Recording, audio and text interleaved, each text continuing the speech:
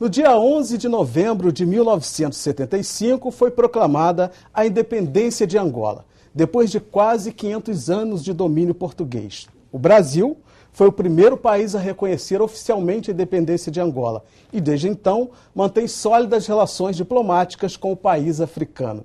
Neste mês, em que se comemora os 40 anos da independência de Angola, o Alerj Debate vai discutir os desafios e as políticas possíveis para estreitar ainda mais as relações comerciais e culturais entre o estado do Rio de Janeiro e Angola. Participam do programa Dr. Rosário Gustavo Ferreira de Seita, cônsul-geral de Angola no estado do Rio de Janeiro, o professor do Instituto de Relações Internacionais da PUC, Jacques Dadeschi, e a deputada Tia Ju.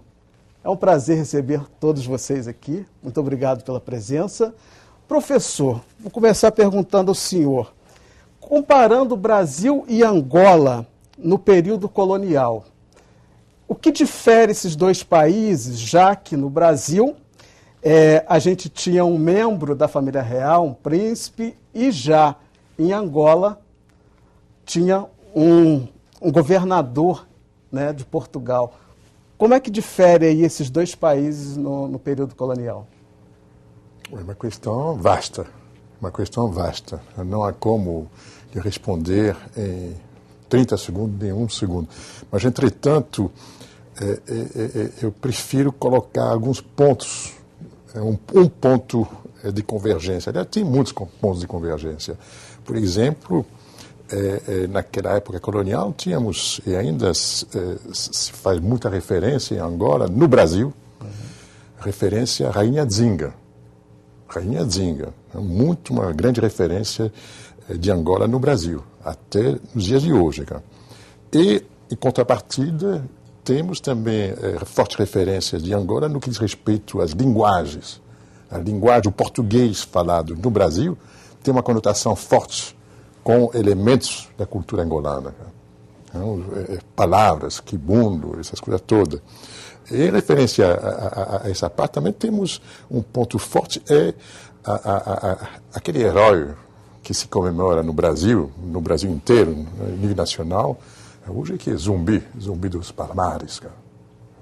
E aí vemos algumas ramificações com Angola, de novo, do ponto de vista cultural. Então, eu prefiro, nesse momento, apontar alguns pontos de convergências do que os elementos de divergências. Na opinião do senhor, cônsul, o que nos tornam países irmãos, que nos aproxima? Bom, muito obrigado pelo convite feito pelo canal de televisão. Referente à sua pergunta, também é vasta, como disse o professor, a sua resposta. Mas afunilando, e devido ao tempo também, para dizer que Angola contribuiu com 8 milhões de escravos para o Brasil. Quer dizer que a colonização portuguesa, no seu período de auge no Brasil, e no fim da escravidão, do comércio escravo, ele retirou muita população de Angola. Quer dizer, então, isto é para dizer que os nossos laços, para além de serem culturais, chegam a ser sanguíneos. E nota-se no dia a dia, no Rio de Janeiro, onde nós estamos, e acredito que em grande parte do Brasil, formas de ser, não só da população negra, como a mestiça e até certo ponto branca. Isto, creio que é o reflexo desse laço sanguíneo que nós temos. Ou seja, temos muito mais do que nós podemos imaginar de semelhança, de parentesco com Brasil e Angola. Acredito que sim. Nota-se até nas manifestações culturais, na forma de relacionamento pessoal, até no sorriso. Nós temos andado por aí e temos a comunidade angolana, que também até certo ponto é extensa, e notamos o relacionamento que eles têm com os seus amigos e até alguns que já constituíram famílias com gente do Brasil. Quer dizer, afinidades muito, muito recorrentes. E até na aparência. Às vezes que a gente cruza na rua e nota muito. Pá, aquele não estudou comigo, olha, aquele não é parecido com o meu avô. Quer dizer, há efetivamente esse laço que une esses dois povos, que é o brasileiro e o angolano. Então, a gente sabe que Angola sabe muito do Brasil, conhece muito o Brasil, né, devido aos programas de TV, às novelas em si, enfim. Agora, ao contrário, o Brasil conhece muito pouco de Angola e da África em si, né? A nossa mídia, infelizmente, só mostra aí uma África miserável e a gente sabe que a África é um continente, né? São vários países, várias culturas e existem vários tipos de Áfricas, né?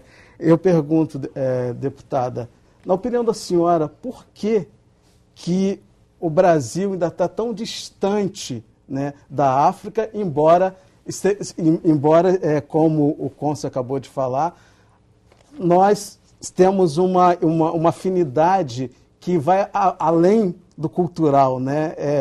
É até consanguínea. De fato, a Angola conhece muito do Brasil, o Brasil conhece pouco de Angola, né?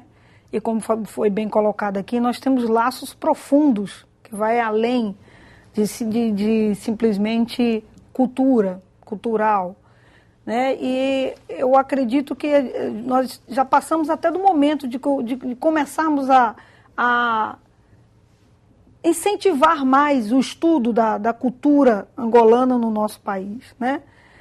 O cônsul falou algo que é interessante a gente frisar aqui, que nós temos tanta coisa em comum, o sorriso, e um ponto que é importantíssimo, o cônsul e todos aqui presentes. A alegria do povo angolano está em nós brasileiros. A força e a coragem, né? A ginga. Quando eu cheguei, fui receber a comitiva do cônsul e que eu me apresentei como tia Ju, logo um da comitiva dele falou, nossa, como a senhora se parece com angolana, porque lá essa coisa de tia dá aquela conota afinidade, proximidade. E eu falei para ele, mas é exatamente isso que conota aqui no Brasil também. Né? Eu me chamo tia Ju e gosto de ser chamada assim pela afinidade. Foram as crianças que eu sempre cuidei que me batizaram com esse nome. Eu faço questão de continuar tendo. Então, nós temos essa afinidade, esse laço, a alegria do angolano, a força, a coragem de lutar, de sempre acreditar em desistir nunca. Isso é típico de nós. E as nossas crianças, os nossos jovens, e por que não os nossos adultos, precisam conhecer mais profundamente a história desse país, a história da Angola, que tem tudo a ver conosco. Eu me sinto angolano. Quando ele falou que eu parecia angolana, eu disse para ele, mas eu sou angolana.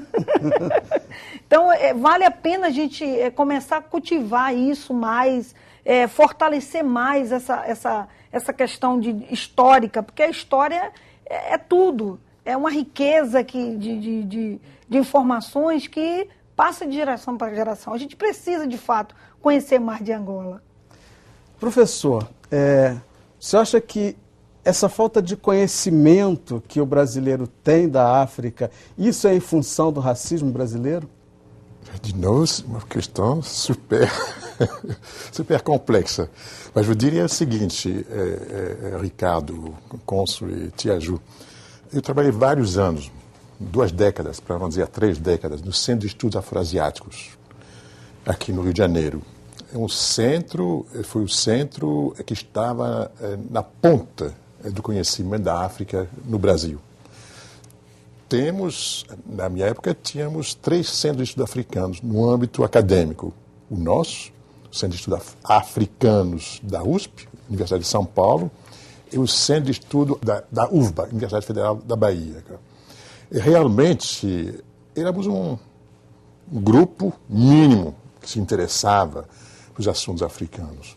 E sempre me perguntava, mas como que é possível, no âmbito da academia, no âmbito da universidade, a questão da África no seu sentido amplo, histórico, a questão da cooperação, não estava sendo debatido.